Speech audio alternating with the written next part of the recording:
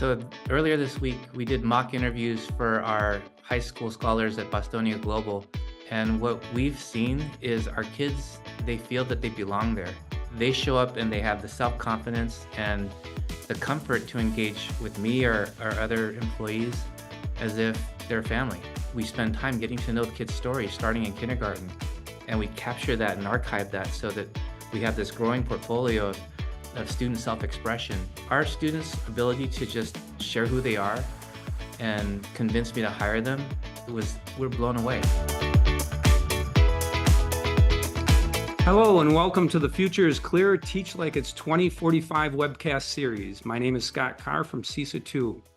Today's topic area is why shift to a career exploration school, solving the student disengagement issue, starting at the elementary level. Joining us today is Dr. David Miyashiro, Superintendent from Cajon Valley Union School District out in San Diego, California. David is a forward-thinking leader known for creating a culture of trust and innovation while revolutionizing learning approaches. He has been named Superintendent of the Year and also has been recognized as one of the top 35 district leaders in personalized learning by the White House and the U.S. Department of Education. As Superintendent of Cajon Valley School District, he's established the first computer science magna school, a digital teacher academy, personalized technology learning programs. Under his leadership, the district has won multiple awards, including National School Boards Association Magna Award for Digital Learning. Along with this, he has been named K-12's, the school district has been named the K-12 Dives 2022 District of the Year. Welcome, David. Hey, thanks, how's it Scott. going? It's going okay. Go Pack. Yeah, go Pack. Yeah, I forgot to mention, David is a huge Packer fan, a Jordan Love fan. We when we get together here and talk, we often talk about the Packers. So yeah, because of right, Jordan Love just down the road from you, or up the road, I should say, a few hours or a couple hours. How far away does he live from you? I don't know where he lives now, but it was about probably an 8-hour drive. Oh, okay. A little bit further. Yeah. Where he grew up, I should say. Yeah. How's the year been going so far? Kids are happy, staff is engaged, enrollment is up, and we're looking good. I'm really excited about the school year. Yeah. How about you guys? How are things in Wisconsin? Going pretty well. I mean, we're off to a new school year, right? We've got some great, what I'd call initiatives. I hate to use that word sometimes, but we've got some really solid things in the works around this type of work that, we'll talk a little bit about today. But I just want to mention, I'm super happy and really pleased, David, that you took the time to respond when, after I stumbled across you on a YouTube recording, which was a panel discussion, and it dates back a little ways. It was an ASU GSV Career Exploration Summit, and I want to let our listeners know that you've been one of the nicest, kindest people to work with around this. Super excited to have you a part of our webcast series. So thanks for being thanks for networking, I guess I'd say. Appreciate it. Yeah, me too. Thanks, Scott. This is going to be recorded, and we'll definitely share it out, for people to watch it down the road. It's going to be one of our good ones, I really think. So I want to start with the why. And with that, tell our listeners here a little bit about your journey. How did you get where you're at? And why have you shifted yourself? I shouldn't say shifted, but why the direction towards some of the things that you're doing? Thank you for that, Scott. Just over 20 years ago, I started my administration career and as principal took over one of the worst performing schools in the state of California. High poverty, 100% English learner population. And my goal was to get our school out of program improvement and improve our test scores. That's what the superintendent told me to do. And we were able to teach our kids test-taking strategies, teach them reading comprehension strategies, help them really navigate multiple choice tests. And through that focus, we took our school from a low-performing school to a Title I achieving school. got out of program improvement and was recognized by the state as one of the highest performing schools Mhm. over a 3-year span. We did so well that the California Department of Education sent proctors into our teachers' classrooms because they thought our kids were cheating. That's Yeah. how well our kids did. Wow. And as the years went by and the test scores improved, we saw our students, our advanced and proficient students, go into middle and high school, still get pregnant, still go into generational gangs, still start using drugs. We weren't changing life outcomes. And the teachers started to notice a level of disengagement from students in terms of their school experience. Mm. We took away some of the most important things to them, their art programs, their after-school clubs, because we focused everything on improving our test scores. That was the same year that Ken Robinson gave his iconic TED Talk that I think had the most views of all time. And we watched his TED Talk in a staff meeting and we started to weep and we cried with each other, asking the question, what are we doing to these kids in the name of state and federal accountability? Wow. And hearing his words about how we're taking creativity out of the classroom, how we're not honoring the individual gifts and strengths and interests of the students, that was the beginning of our conversation as a small school to start thinking about different outcomes and what we wanted for our kids. So we started asking our parents and our families and the kids themselves about what their hopes and dreams were. And it wasn't to be advanced on the standardized test. For some kids, it wasn't even going on to college. But when given the opportunity, kids started to think about a bright future. They wanted to be happy. They wanted to be in friendships. They want the adults in the building to care about them. And they want to have a job that they can provide for their family because 100% of my students were on free and reduced lunch. You Wow. know, they wanted to have a job where they could take care of their parents one day. And then we started thinking about what would that look like? And it reminds me of a quote by John Adams, founding father, who said, education ought to do two things: teach kids how to make a living and teach kids how to live. Isn't that profound? Teach kids how to make a living, teach Wow. kids how to Yeah. live. That was the foundation of our first one-room schoolhouse way back in the day with our founding fathers. You know, you had all these kids, multiple grade levels, and they would do the Lord's Prayer, then they would come together and take care of each other in the classroom all throughout the day so that their parents could work and provide the different services that they did out in the community. Wow. And the goal was to teach kids how to live, you know, how to be good humans, how to be civically engaged, you know, how to have good relationships. And then throughout the middle of their schooling, start to thinking about, well, where are you going to serve? Are you going to be, you know, the locksmith or the doctor or the teacher? And started thinking about the society as a whole and where kids might fit. Yeah. And I think that, you know, as we've gone through the Industrial Revolution and standardized our school systems, that we've lost that intent of teaching kids how to be citizens and be successful and be gainfully employed. And that's part of our why. The digital transformation was easy because every kid, every person needs to have digital skills and savvy and Right. AI capacity to survive in the workforce, no matter what field they're in. It's going to be part of it. And so since that time, I've been able to develop a different mindset about what school is for and how to best serve our community through our public schools. Wow. Wow, what a great story. And I can only imagine what the experience has been like. Cause I know you've been invested in this journey for what, over 10 years, isn't it? This is my 12th year in Cajon Valley now. So as a principal for 5 years and then 4 years and then an assistant superintendent. And the last 12 years, I've been able to serve the city of El Cajon as superintendent. Oh, wow. Nice.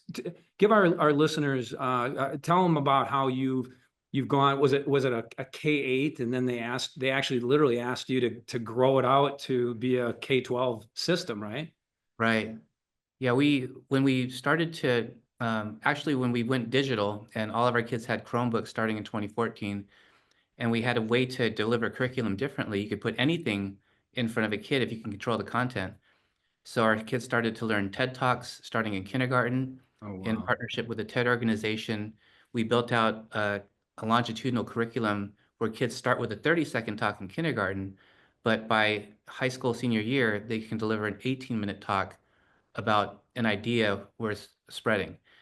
And so that curriculum, the world of work, where kids start career development in kindergarten and start building vocational identity even before they start middle school, those things we started to see, high levels of engagement, not just with our students, but with the community and their parents thinking about, oh, wow, they're talking about what Samantha's interested in. They're talking about her strengths and how they might align to the workforce.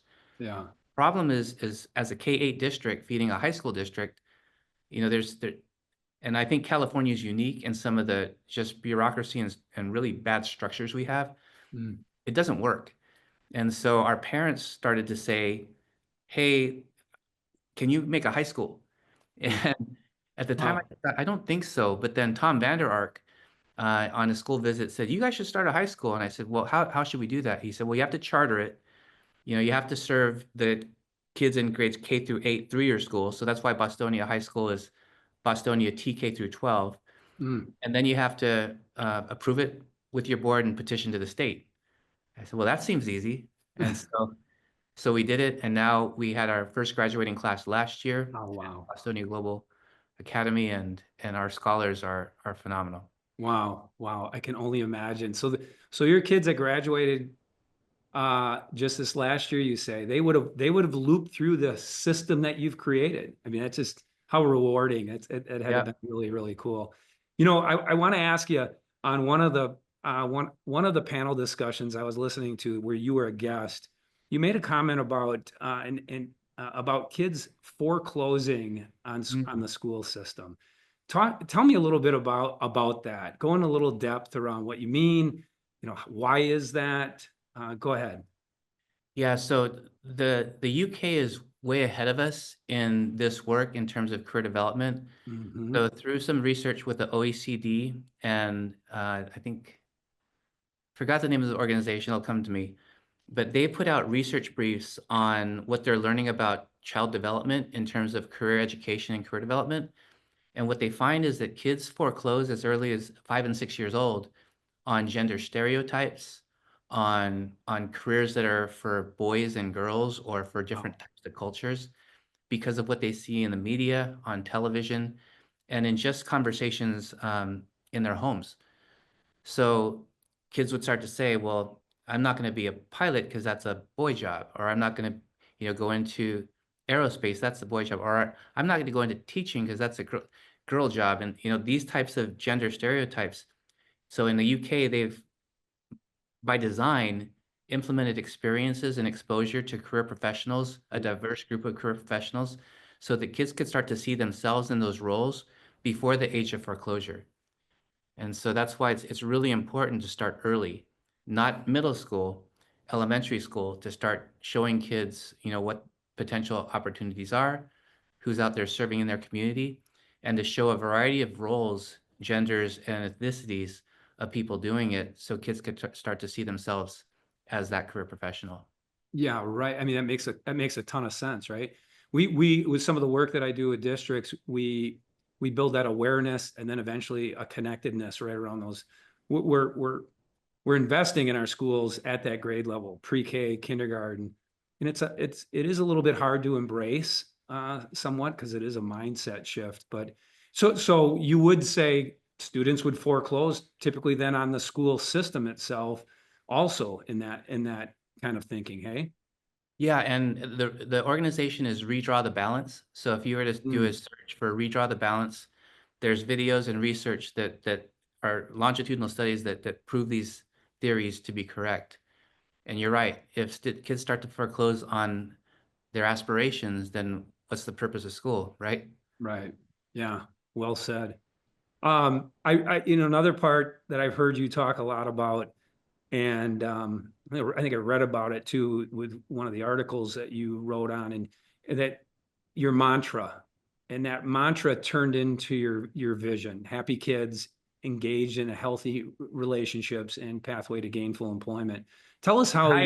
You're hired. That's awesome. Hey, I'd like to come out to San Diego and live. Um, But yeah, tell us where'd that come from? You know, where did it evolve, and what was it like to kind of move towards that, shifting, you know, even your school board and your parents? Tell us a little bit about that story. Yeah, that first year principalship that I shared, I hear it echo, do you?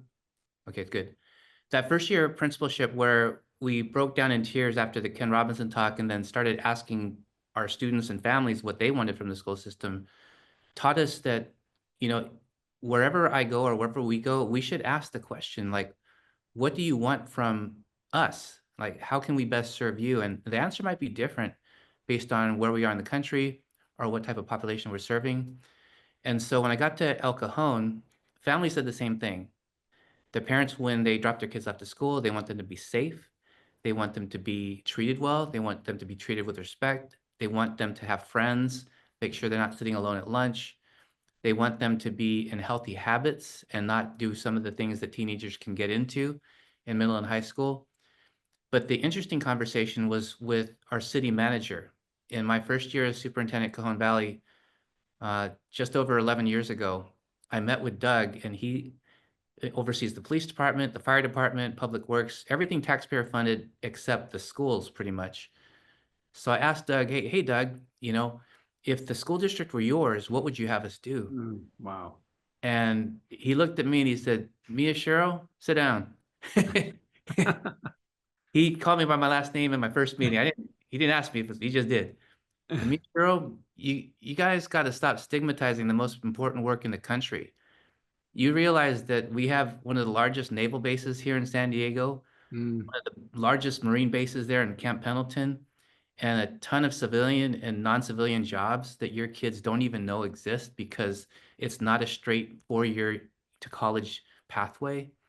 So you realize that East County, San Diego, where we're from, builds San Diego County. We're the home of the best real estate and commercial developers in the country with advanced manufacturing and skilled labor. And prevailing wage here is $75 an hour. I didn't know what prevailing wage was before that conversation. He wow. explained it to me. And he said, you know, a lot of your kids, if they just started to work before they started to think about their future, might find that college is for them or trade school is for them, or I really like making money right now. I want to save some money before I invest in my post-secondary. He said, but you don't even give them that option. You prepare them junior, senior year to apply for a FAFSA, go to university, and good luck with that. And where has that gotten us? 1.8 trillion in outstanding student loan debt. Right. Half the kids that start don't finish on time, and a third that do don't use their major for their career. Right. And the city manager in that first meeting schooled me. And I was like, what am I supposed to do with this information? So I invited Doug. I said, would you please meet with our school board and some of our district leaders and have this conversation again? Because there's no way I'm going to be able to translate what you just Wow. said to them.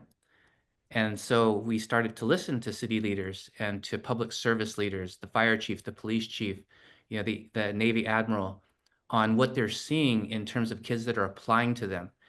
And what public service and the military have said is these kids that are coming to us are your dropouts. They're the ones that, you know, are the failures.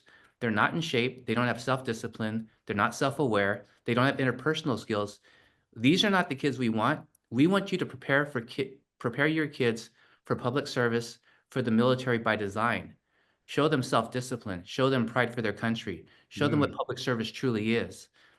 And every conversation I've had with different leaders in different sectors have pointed to um, a lack of preparation for everything other than college. And so that's been our redesign.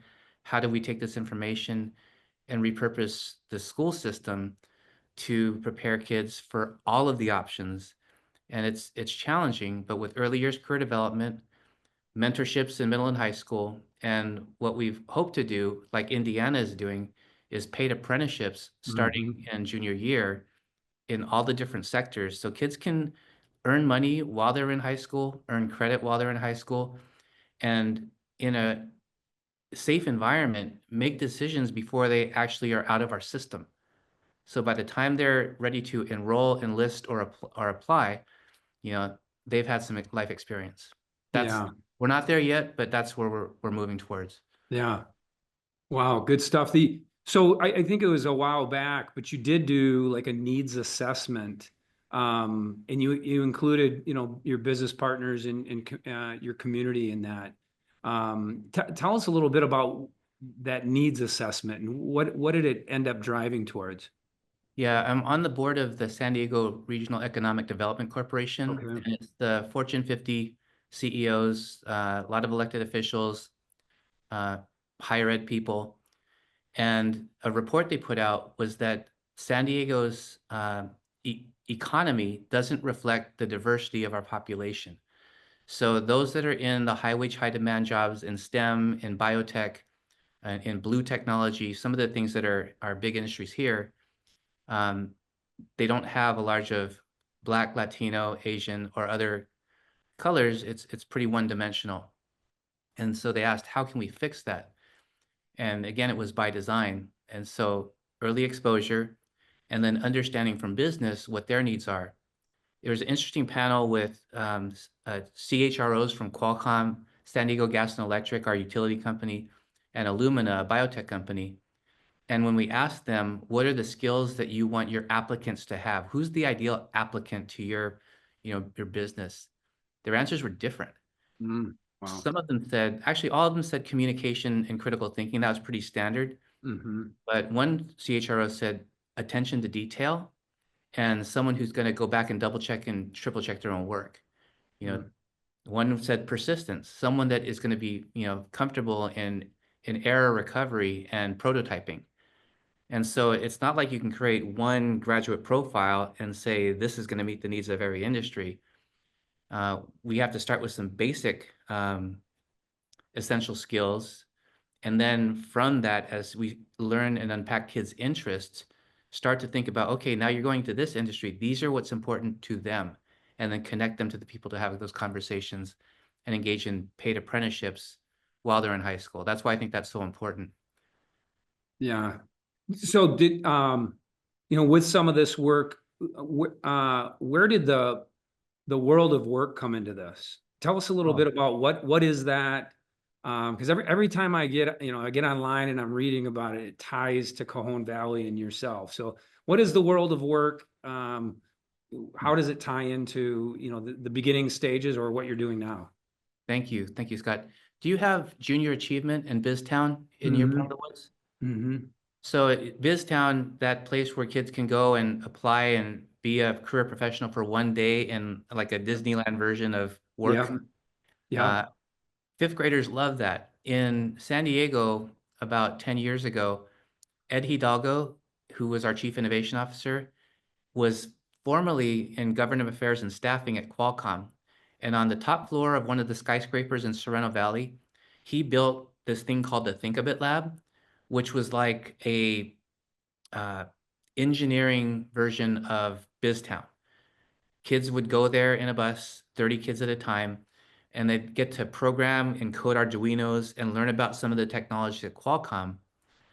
And in the second half of the day, Ed would take them through this exercise with their strengths, interests, and values around the RIASEC.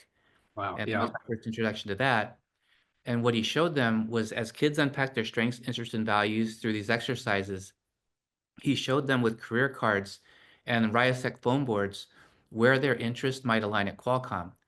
And he told kids, he said, you can have a job here regardless of your interest. If you're an SAI, you might be working in engineering. But if Wow. you are an ASC, you might be in accounting or human resources, or you might work in our wellness department or corporate social responsibility. And so at that time, this is almost 10 years ago, I didn't even realize that a company like Qualcomm had all those others careers. They have chefs there, they have culinary team, they have, you know, graphic design. It's basically any career in big businesses you can find in it because they have a need for marketing, advertisement. Everybody has hiring and firing, it's like opened my eyes, but our kids would leave there thinking, I can work here. These are low income, you know, high poverty kids that are now leaving with hope for their Wow. future, with a vivid career in mind from Qualcomm. And so that experience was called the world of work. And I asked Ed, if we hired you and hired, someone from BizTown, could we turn these two one-day experiences into a K-12 curriculum Oh, so that wow. every grade, every kid, every year could have these experiences and these exposures to careers and unpack their strengths, interests, and values around it. And so back in 2015, 16, we invested about $1.5 million hiring a curriculum company to take Ed's ideas and junior achievements ideas. And then the University of San Diego had vocational psychology department that we Yeah. leaned on, and they helped us using research.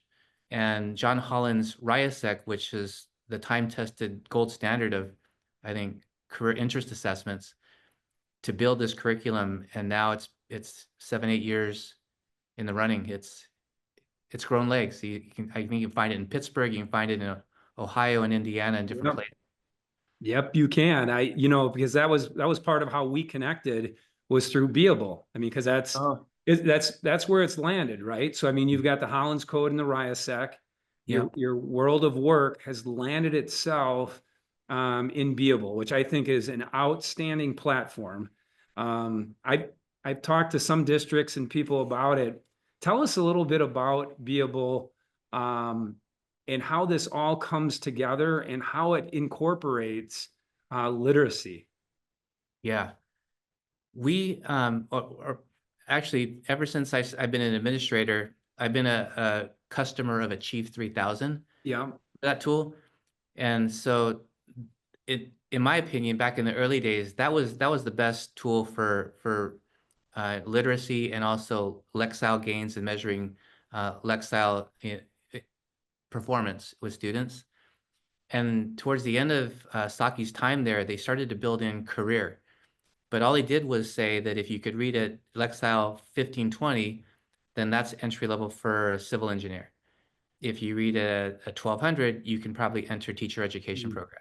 Mm-hmm. But they didn't have any career development. It was just these are the minimum reading ability that you have to pursue that career.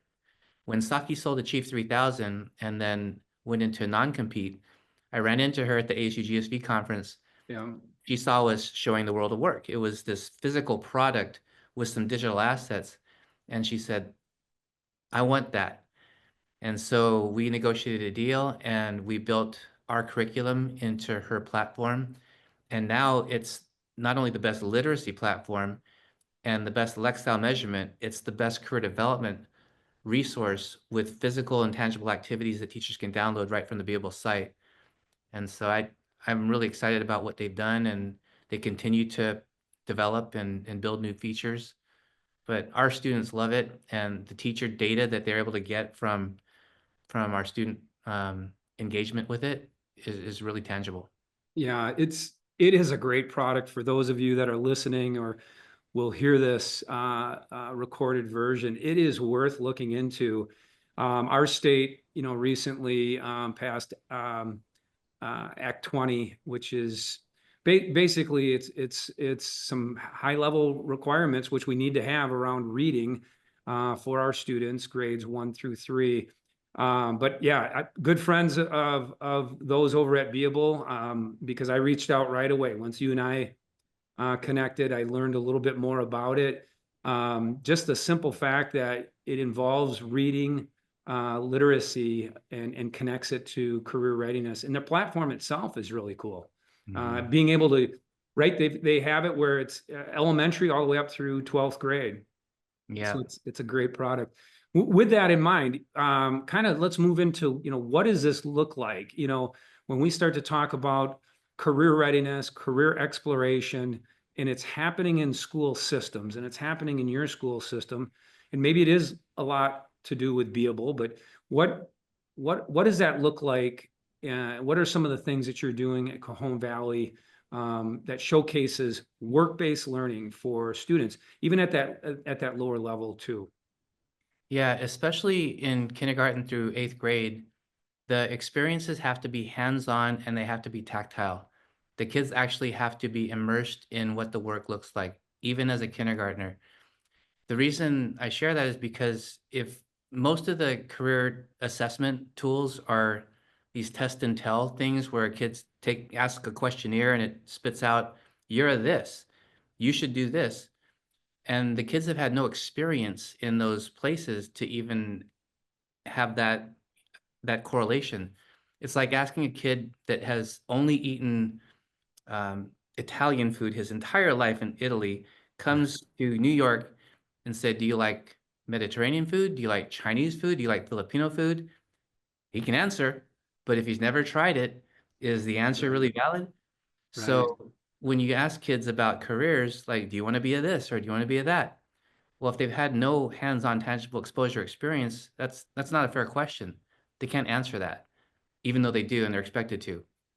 So we intentionally build in career exploration, which is doing the job of a civil engineer in first grade. And first graders can do it. They actually build their city and their collaborative group, and they place the hospital here, and they place the school there, and they think about the roads and the highways based on the project-based learning that the teachers before them. And then if we can, we get the city manager himself, if not someone from his staff, to come out and listen to the presentations and have the kids pitch. This is where we put the hospital because this, and we need Wow. 2 new XYs here. And these are first graders, talking about civil engineering. And so if every kid, every grade, every year had a minimum of 6 career experiences, at least 1 for each RIASEC letter, and then at the end of it, looked at their own RIASEC code and said, based on these 6 careers, this one's most like me, this one's least like me, and sort them, they can start to see their RIASEC develop and their vocational identity develop, but also a strong vocabulary and acumen about actual careers in the community and in the future. And that's our approach. We don't assume that kids have tried all the foods. We make them try it and try it more than once, more than twice, because the first time you try sushi, you may not like it, but give it a chance, you might get Yeah. one. Right. Right. Never had it. Maybe I need to get out and try it. Come down to San Diego. Yeah. That's the second invite I've gotten here. You're going to find me knocking on your door eventually. Talk a little bit about what does it look like as it progresses itself, maybe in that 5th, 6th, 7th, and 8th grade level, and then into the high school. How does that look? Yeah, so most school districts have field trips as part of their program for the kids. We've been transitioning our field trips to more intentionality around careers and career exploration. And so elementary is more focused on in the classroom exposure, exploration, and then meeting professionals who do it. So after the kids complete the civil engineering unit, they either Zoom in or we have civil engineers come in and talk to them about their experience after the kids have had the prior knowledge so that the civil engineers actually really enjoy the conversation. In middle school, we still have more of a class, period-based structure where kids go to different courses, and we try to integrate the curriculum into the coursework. Mhm. And this is where Beable really starts to take more of a primary role, because in the Beable literacy, kids are pushed content and reading material based on their career interests, and they Right. could choose to read it or not read it or go deeper. And we can allow them to start do that so that by the time they start high school, we're ready for the out of school experiences where our kids leave 2 days a week to be out in the community in a mentorship. And right now it's mentorship, but again, our goal is paid apprenticeships. And that's the focus of this year and next year. With your high school students, what is the percentage that they might be out and engaged in the community in something meaningful around work-based learning versus in school or classroom? What does that look like? 100%. So are you familiar with Big Picture Learning? Mm-mm.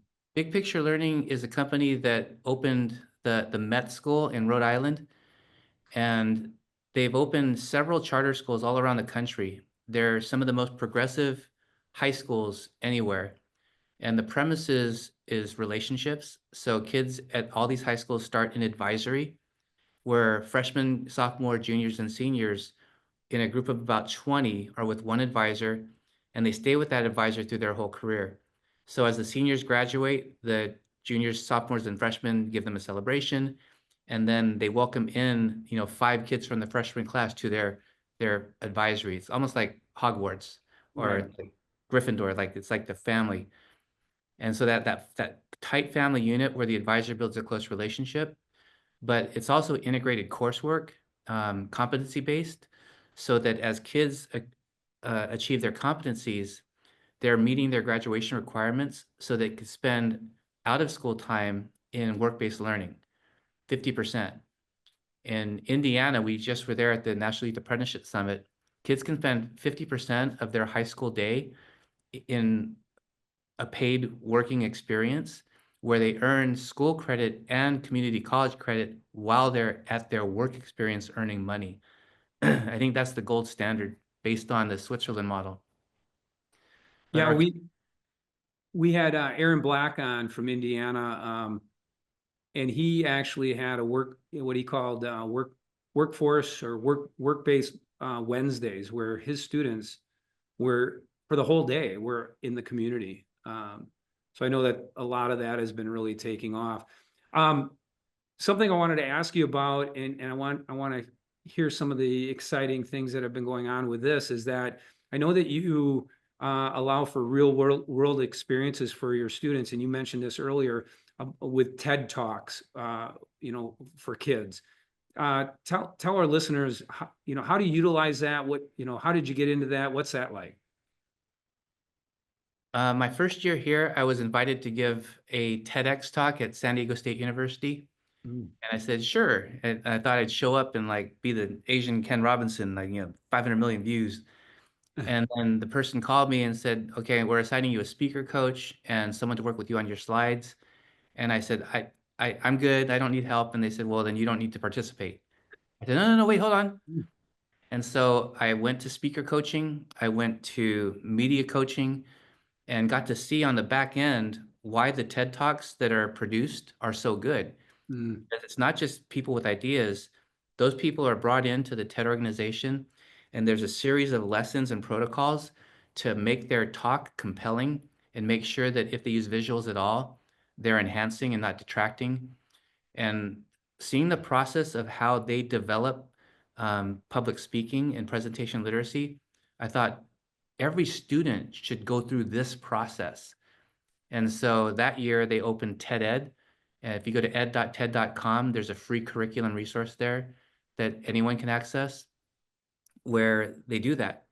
And so our district, starting in kindergarten, has adopted this framework where every kid in a classroom has to, in a 30-second format, talk about things that they're afraid of, and then things that they're, excited about in the morning. And when you go around the circle and every kid shares, and then the teacher gives feedback about their articulation, kids start to see, oh my gosh, I'm afraid of that too, or I like those things too. And what we saw was this was really a social emotional curriculum without being a social emotional curriculum, Wow. because each kid is telling their story, but each other student in the community is learning the story of each other kid. And when kids know each other's story, they can empathize with each other. They know why maybe this kid, has a short temper. They're a lot more tolerant, and friendships are much more authentic. We've seen that as a really strong tool for building healthy relationships, which is part 2 of our vision. And so Yeah, wow. more than just presentation literacy, it's listening too, hearing people, like, what are they saying? Like, lean in. And yeah, it's a great curriculum. I've seen a few of them that you've shared with me, a couple when we first met, and the pride and being able to see, because actually you've had kids do TED Talks for kids, Yeah. and that's what you've shared. It's just amazing to see how prideful they are, and they get dressed up, and how professional their TED Talks are, how good they are. It's really cool. I want to ask you, in regards to, like this work, talk a little bit about assessment, and, how do you engage real world, that career exploration opportunities? How do you assess at Cajon Valley? That's a great question, and that was actually a huge source of pain for us, because the only tool that we had back when we started was the Gallup Student Engagement Poll, and Mm. it measures hope, engagement, career, and financial literacy. But it's a 12-question assessment that really gives you like summary data, not granular data that you can actually work with. And so through some grants that we got, especially the Chan Zuckerberg Initiative, gave us $1.2 million to help develop assessments to capture kids' happiness, Mm. kids' relationships, the quality of relationships, and vocational identity towards a pathway to gainful employment. And so we're in the first year of deploying some of those tools now. It's been 2 years in the making. Oh, wow. They partnered us with this group called Child Trends that helped us create the questions that would produce valid and reliable answers. And those are now going to show up in our skills framework and our competencies so that we can see kids' self-awareness, their self-esteem, their self-efficacy belief, their belief about other people, and their belief about their career aspirations, their hope for possible selves. Wow, some great stuff. What have you seen in regards, you've been doing this now for, a long time, 10 years-ish. What do you see in the students? Like, the difference 10 years ago versus now, their engagement, their connectedness to your system. Tell us a little bit about what you're actually seeing. So earlier this week, we did mock interviews for our high school scholars at Bostonia Global. Several district office people and then community members came in and set up around like 20 desks. And then kids one at a time would come and we'd have this 10-minute interview. They'll bring their resume, they'll give their elevator pitch, which is in a TED style talk, Wow. and then engage in an authentic conversation. And what we've seen is our kids, they feel that they belong there. They show up and they have the self-confidence and the comfort to engage with me or other employees as if they're family. Like such a familiar feeling. And I think that part of that is the presentation literacy curriculum where we spend time getting to know the kids' stories starting in kindergarten. And we capture that and archive that so that we have this growing portfolio of student self-expression. And it's amazing when kids have intentional practice around telling stories starting at age 5 Yeah. and have to do it multiple times a year, all the way until 10th grade. Our students' ability to just share who they are and convince me to hire them, we're blown away. It's Wow. it yeah, it was probably the best day of my school year was Tuesday. Wow. Good for you. That's just right. The return on your investment standing right in front of you, and it's in a kid. I mean, it doesn't get any better than that. I mean, just wow, some great stuff. I want to shift, towards the end of here of our webcast. I want to shift to the how, and because you've done some amazing things. Obviously, you've had to probably get yourself over some hurdles. You probably had to figure out how to either blow up or get rid of some barriers. So I want to kind of talk a little kind of deep about this. I definitely, when you're up here for our conference in April, well, I want to let you know, David, we still may have, a foot of snow on the ground when you get up All here. right. Just letting you know. Okay. So I really want you to take this really deep in April, but you've done a lot of work around changing mindsets, building that culture to embrace that career readiness. From what I understand, you went through a process with this to determine that best practice and scaling that work out. I think you guys, if I read right, you used the portrait of a graduate. You established a vocational identity and metrics. And then you also went into that comprehensive classroom implementation strategy. I'm really interested in that part there. How did you do how did you do this? So I've tried this in multiple districts leading up to my current job. And what I've learned is that when leaders try to lead from the top or the front, we'll get some coalition of the willing, but that's it. Mm-hmm. And so what we've done is we've engaged our labor unions in field trips and taken them to some of the best places where we could see some of this in action. And we went to see big picture schools. We went to see KIPP Learning was one of the first really good charter organizations that had blended learning and technology, so that it wasn't me coming in saying this is what we should do. it was me taking a group of stakeholders, seeing it themselves and saying, this is what we should do. And I would say, okay, let's go figure that out. And Hmm. so the development process was really grassroots. And we trust that if given the right information and the right motivation, our employees are going to far exceed our expectations for themselves. And that culture of trust and inclusion in decision making, transparency with information, there's no hidden agenda. Hmm. Um, and then utilizing principles from Google and Southwest Airlines and Starbucks in how they cultivate a healthy workplace.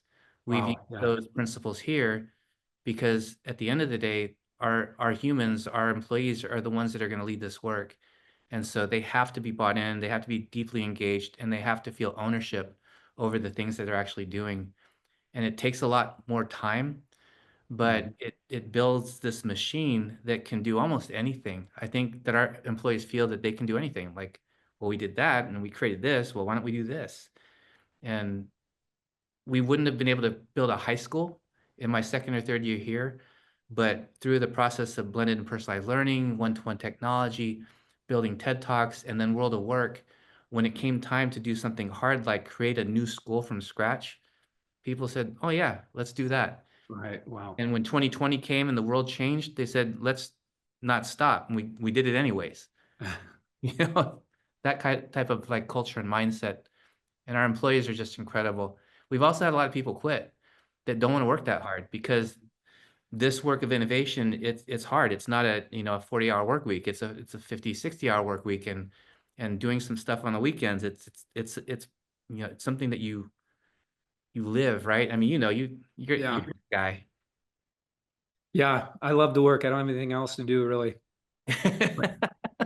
My kids are in their early 20s. We hang out once in a while, and I've got a dog at home. But other than that, I really enjoy what I'm doing. But um, let me ask you this: with some of the actual hands-on work, career-connected work that takes place, like within classrooms, did you guys do any like initial like piloting of that, or did you guys tackle it with your entire staff? What did that look like?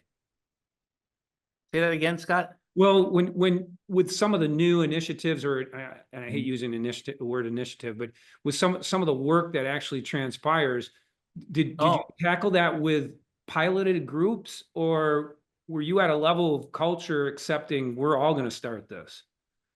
no, and what we've learned also is that not everyone has the capacity at every stage of their life to give 120%. So Right. sometimes the people change in terms of who's leading the work. Right now, what we're working on is how to utilize artificial intelligence in a learning management system to Mm, capture some of the street data that will inform our essential skills mastery transcript. And so we have what's called CV ambassadors, and we mm, opened it up to any employee, classified or certificated, that wanted to engage in deeper learning around these areas, and then be tasked with creating the first prototypes of what this looks like, utilizing some tools and resources in their own classrooms. So it's not everybody. It's a coalition of those who have time and drive to engage in it and who will eventually lead and then mm. tell the stories so that as we onboard more people, it just becomes a ripple effect. That's how we did our Mm. technology. That's how we did TED. It wasn't all at once. It wasn't a Right. mandate. It was let's get some people together to experiment and to prototype and then continue to build that coalition through interest.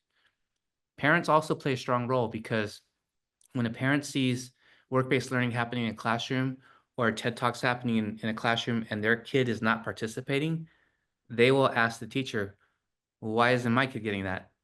And so we engage our parents in forums too to see about what they're seeing and what they'd like to see change in their schools, and they actually help drive some of the innovation through positive peer pressure. Yeah, that's some good stuff. With a lot of the work that I'm doing, that's where we start, is with the why, to help build that cognitive investment, which definitely leads to that emotional investment. But it's hard because, we look at a lot of this at the front end. A lot of our educators don't want to spend a whole lot of time on in relationship to the decision-making process. And a lot of the times it comes through our administration level or our leaders.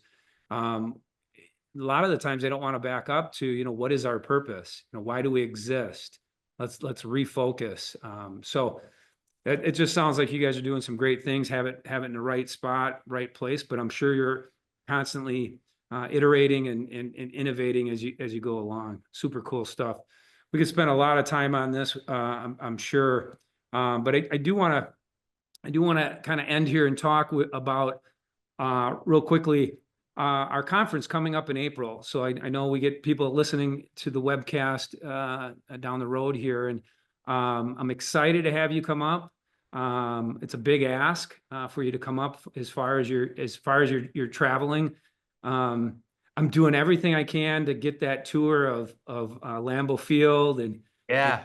so if any of the listeners out there, if you have any connections to Lambeau Field, and if right, if Jordan Love can be your tour guide, that'd probably be right. That'd probably be preferable.